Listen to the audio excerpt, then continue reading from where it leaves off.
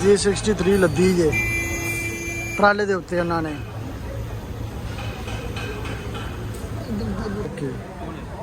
हैं ये कौन है?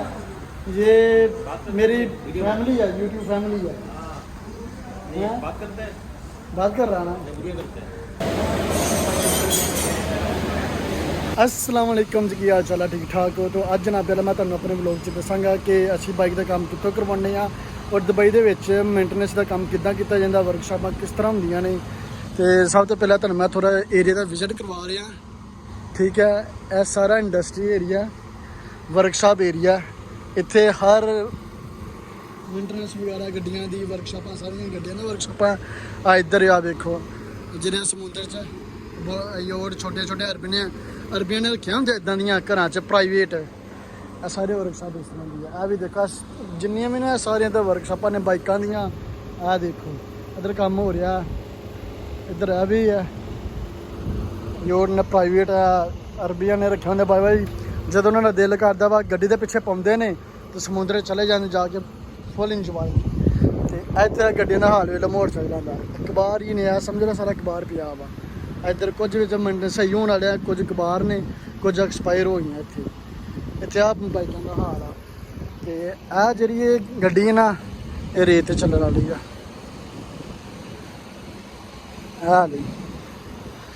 इधर देख लो भाई साहब, तुहानू तो मैं हुण अंदरों जाके अपनी वर्कशॉप दिखाना। यह साडी कंपनी की वर्कशॉप है, इत्थों आके असीं काम करवाने आ इस वर्कशॉप के विचों।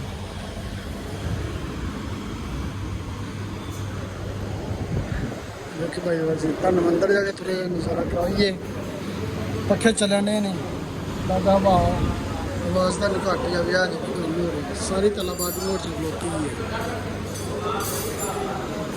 है। भाई साहब मकैनिक ने साडे स्पैशलिस्ट मोटरसाइकिलों के। ये बंदा स्पैशलिस्ट है भाई मोटरसाइकिलों का। किधर गया मैं लाइव से बना, तू आगे डबे टाप भी नहीं करता। मैं लाइव से बैठा, तू ऑनलाइन होने मैं रिक्वेस्ट भेजना, तू डबे टाप नहीं करता। अच्छा सही हो।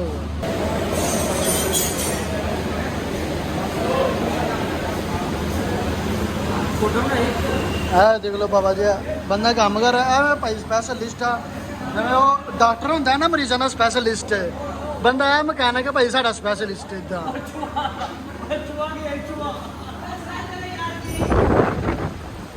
सच मोटरसाइकिल हजे तक काम नहीं होया, वर्कशॉप हजे फुल पई, अपना नंबर अजे तक नहीं होया। G63 लद्दी जे ट्राले के उत्ते उन्होंने पिछे तक जाम पई आ।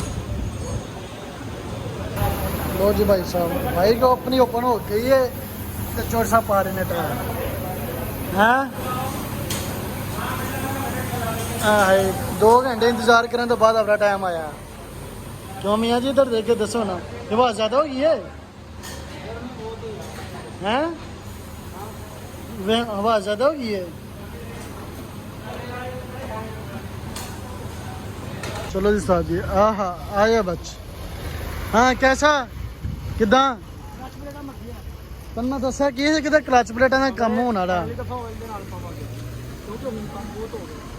अगली दफा क्लच प्लेटा पवां, उन्होंने कहना जो बंदा आंदा काम ही कोई ना कोई लक्ष्मी लभ गई। चल मैं निकल जा फिर। हूँ क्या पर्ची ले ला, बाद फिर तू लभना पर्ची ले ला, बाद फिर तू मैंने लभना कि पर्ची कितने आ। चल ठीक है, चलो सादी गड्डी का काम हो गया।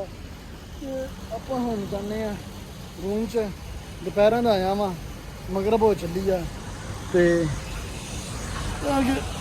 हाँ निकल जा साथ जाके नहाइए नुइए पसीना पसीनी हो गया। बल्कि ना हजे तो पहले अपना मोटरसाइकिल वाश करवानी आ, मोटरसाइकिल वाश करवाने तो बाद फिर रूम च जाने। चलते है पर रात को लाते ना, दिने दिन चलाते है लै जाते हैं वैसे ही।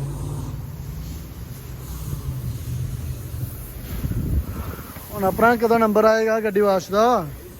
भाई साहब गड्डी अपना 12:30 आई है ते करंट आ गया। बड़े बगैर ते इंसान ने उन्हें विवास कर करंट आ गया जी, इंज होगा जान के ड्रामे करते नहीं।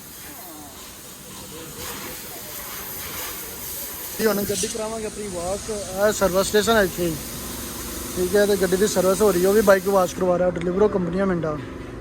ਉਹ ਭਾਈ ਨੇ ਬਾਈਕ ਵਾਸ਼ ਕਰਵਾ ਲਈ ਹੈ, ਆਪਾਂ ਕਰਵਾ ਕੇ ਤਕਰੀਬਨ ਚੱਲਨੇ ਆ ਰੂਮ 'ਚ। ਗਰਮੀ ਦੇ ਕੇ ਪਸੀਨਾ ਪਸੀਨੀ ਹੋ ਗਈਆਂ।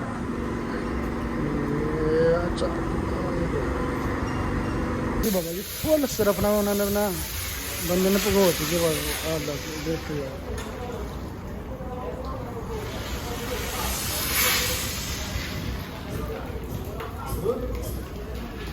ਮੈਂ ਜਿन्होंने ਕੈਮੀਕਲ ਪਹਿਲੇ ਮਾਰੇ ਜੋ ਸਾਜੀ ਕੈਮੀਕਲ ਮਾਰਨ ਤੋਂ ਬਾਅਦ ਉਹਨੇ ਬਾਬਾ ਜੀ ਸਿਰਫ ਮਾਰਿਆ ਪੂਰੇ ਭਾਰ ਨਾਲ। ਤੇ ਮੇਰਾ ਬਾइक वाश कर रहा है पूरे भार ਨਾਲ है। ज़बरदस्त कर दे रहा अंदर से भी बाहर से भी। भाई बांग्लादेशी है, बांग्लादेश है ना, बांग्लादेशी है ये भी भाई बांग्लादेशी है ना, बांग्लादेशी है ना नहीं ओके हैं। ये कौन है?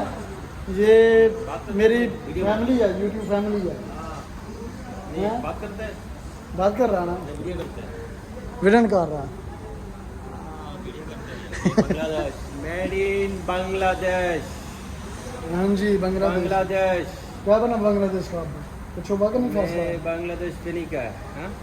बांग्लादेश का फैसला हुआ नहीं, नहीं? अच्छा हुआ अभी अच्छे बराबर भी बराबर है। लो जी बंगालियों ने अपना हक ले लिया पर असी नहीं ला सकते।